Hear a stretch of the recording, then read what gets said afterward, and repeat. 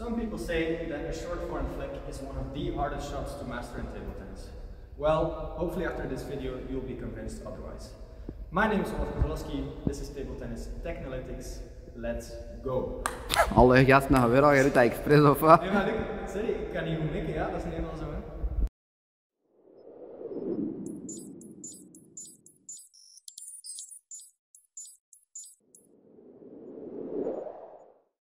So guys, as you see, I'm here again at the Kilipung Hall, my sponsor. Today we're going to be talking about a short flick forehand.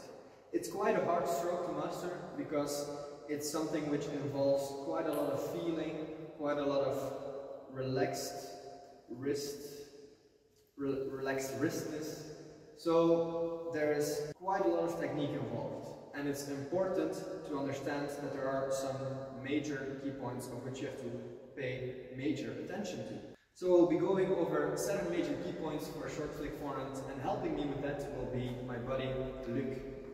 Luc will be the one who will be assisting me enough balls so I can show you how everything is demonstrated and how everything is to be performed. Alright, so let's just jump to the first key point. So the first key point is going over the ball as you hit your flick forehand. So why am I saying this is because many people, they don't get this acceleration of the wrist right, and their wrist, it starts going in a lot of different directions and not where it's supposed to be. You know, some people hit the ball from the side, some people are completely flat and they don't move their wrist at all. Well, the correct way is following through as you go over the ball with your short flick forehand, alright? So Luc, he will be giving me a couple of balls.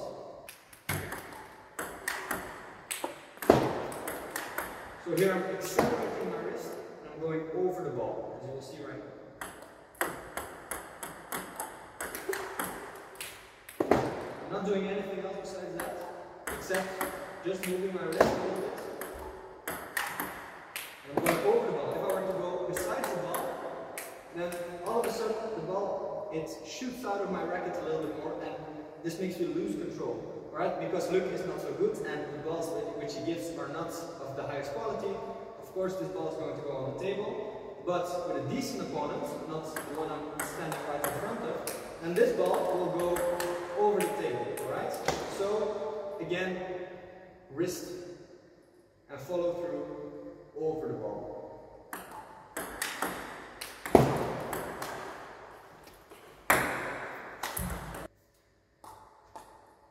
The second key point is about your head height. Should you be at the same height as you're playing the ball? Some people say that you have to, some others, they give other kind of little tricks and tips for you to feel the ball a little better. Well, it's all about a question of why do they give these tips in the first place? Well, it's because if you stand low enough, then you see the trajectory of the ball a little bit better. You have this feeling a little bit better, you stand close to the ball, you have a little bit more control. And this is very important because if you stand too far, then a lot of your flick forehands, they will go out. So it's not really a question about how high your head should be, but it's more about the shoulders, because your shoulders, they guide the ball a lot when playing a flick forehand, alright? So Luc, again, you'll be feeding me a couple of balls, and first I will show how it is to be standing a little bit too high.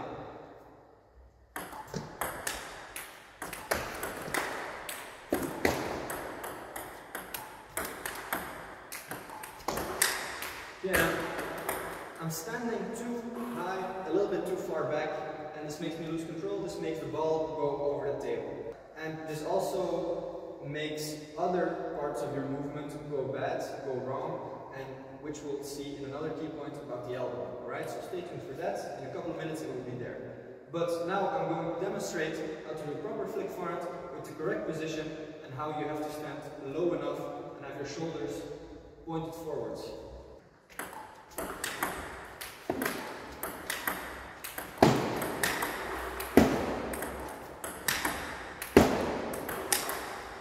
Key point number 3 is do not straighten your elbow, alright? Your elbow should be almost grazing the table as you're playing this flick forehand. Because if you're standing too far from the ball, like Luke will give me the ball right now. See, I lose control over everything which my arm is involved in. Also, my wrist is a little bit more stiff, and I'm just standing too far. My shoulders are not in the correct position. Okay, so the message here is keep your elbow close, low enough to the table. All right, stand low enough and stay close enough to the ball in order to do that with your elbow. All right.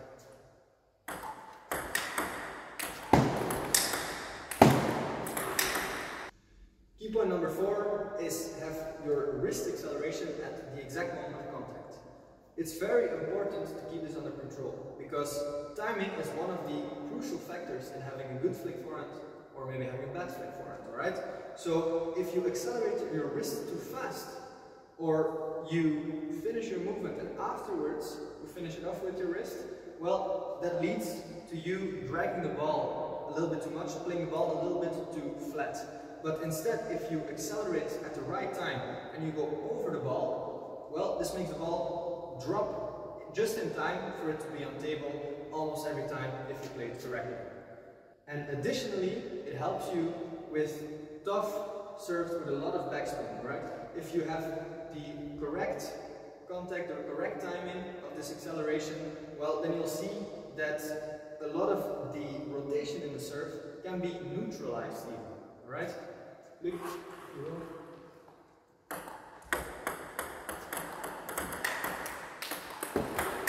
Now I'm accelerating just in time. If I'm doing it too late, then the ball comes a little bit too flat and it goes a little bit too straight. And look, if you want to, please, if you want just full backspin,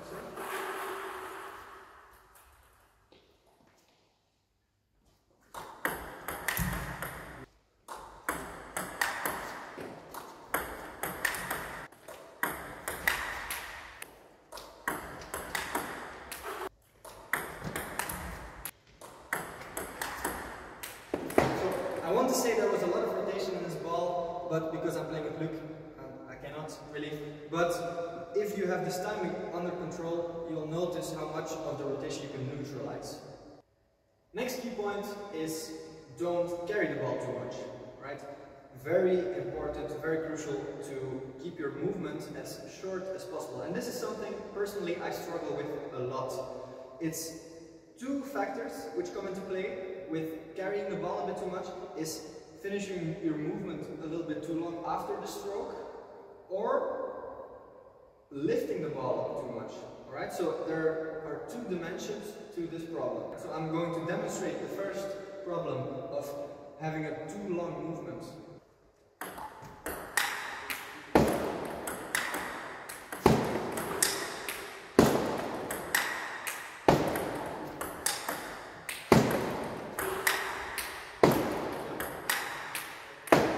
With this is, of course, the control. A lot of times the ball will go out, so this is something which you should not do. Alright? Now, the second problem about lifting the ball too much, this is a tendency that a lot of people have when they have to flick on a ball which has a lot of downspin in it. And then, because you're afraid of this downspin, and you're afraid that the ball will go into the net, you want to carry the ball over the net. Well, the problem with this is, you cannot read every rotation perfectly. Sometimes, people, they camouflage their serve. Sometimes they serve without any spin, and then you look like a fool when you carry this ball upwards, because then the ball will go 2 meters out, alright? So I will again demonstrate the wrong way to do it.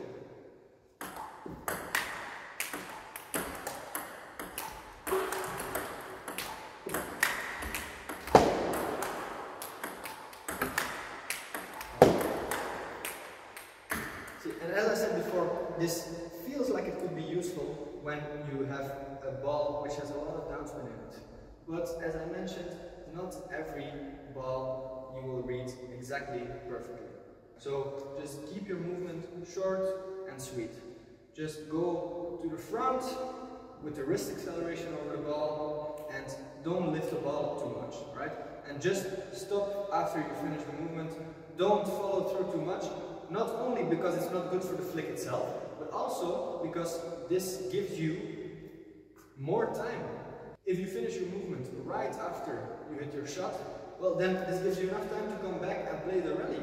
It can be a problem for the ball afterwards if you follow through too much, because your movement will be longer, which subsequently will give you not enough time to come back, and sometimes you will be too late to play the rally afterwards, right? So keep your movements short and sweet. So key point number 6 is touch the ball low and stay low, right?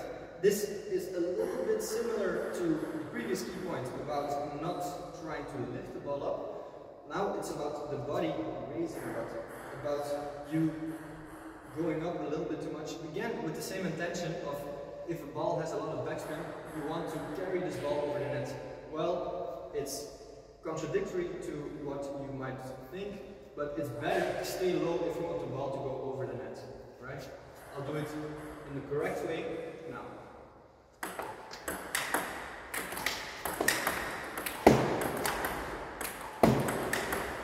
As you see, my head level, it doesn't change quite a lot. Now, if I move up a little bit and I almost jump even in this ball, well, then you'll see what happens.